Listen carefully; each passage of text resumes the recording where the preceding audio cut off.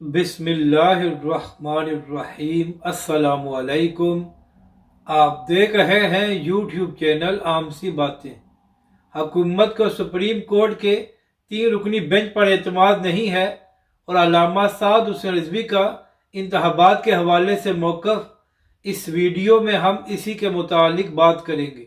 नाज़रीन करम, इन दिनों सुप्रीम कोर्ट में खैबर पख्तूनख्वा और पंजाब के इंतखाबात के हवाले से समाअत हो रही है और चीफ जस्टिस साहब की सरबराही में 3 रुकनी बेंच इसकी समाअत कर रहा है, जबकि दूसरी जानब हुकूमत का मौक़िफ़ ये है कि हमें इस 3 रुकनी बेंच पर एतमाद नहीं है, तो लिहाजा चीफ जस्टिस साहब फुल कोर्ट बनाकर इस केस की समाअत करें।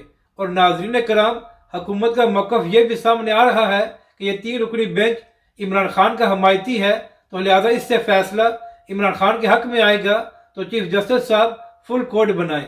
अब नाज़रीन कराम, यहाँ पर अहम बात यह है कि चाहे 3 रुकनी बेंच हो या फुल कोर्ट हो, सुप्रीम कोर्ट ने आइन के मुताबिक फैसला देना है। तो फिर ये बात समझ से बाहर है कि आखिर चीफ जस्टिस साहब फुल कोर्ट बनाकर हुकूमत का मुंह क्यों बंद नहीं करते। अब बात करते हैं कि इन इंतखाबात के हवाले से तहरीक लब्बैक पाकिस्तान और अल्लामा साद हुसैन रिजवी का क्या मौक़िफ़ है। तो नाज़रीन कराम, कुछ अर्सा कबल अल्लामा साद हुसैन रिजवी से ये सवाल किया गया था कि इंतखाबात के हवाले से तहरीक लब्बैक पाकिस्तान का क्या मौक़िफ़ है। तो अल्लामा साद हुसैन रिजवी ने कहा था कि चाहे इंतखाबात 1 महीने बाद हों या 3 महीने बाद, तहरीक लब्बैक पाकिस्तान इंतखाबात के लिए पूरी तरह तैयार है और तहरीक लब्बैक पाकिस्तान इंतखाबात में भरपूर अंदाज में हिस्सा लेकर इन बड़ी सियासी जमातों को सरप्राइज देगी और तहरीक लब्बैक पाकिस्तान डट कर मुकाबला करेगी।